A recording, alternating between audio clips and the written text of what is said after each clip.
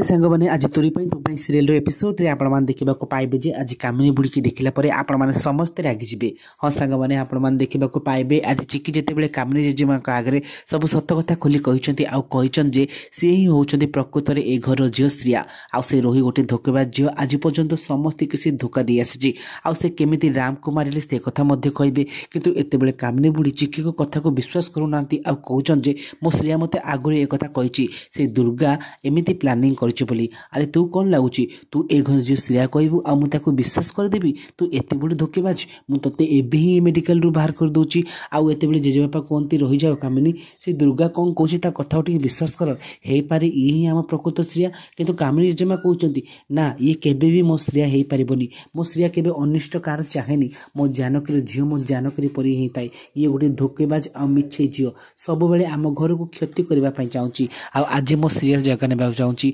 एमती हेबाकू मुझे केबे भी देविनी आपको ए घर बाहर करदेवी किंतु सुगंधा एत बेले चिकी को कथा को विश्वास करती। तो फ्रेंड्स आपण कौन लगुच कौन चिकी सतरी श्रेया बोली जेजेमा बुझीपारे जदि हाँ ताले ये कमेंट करूँ।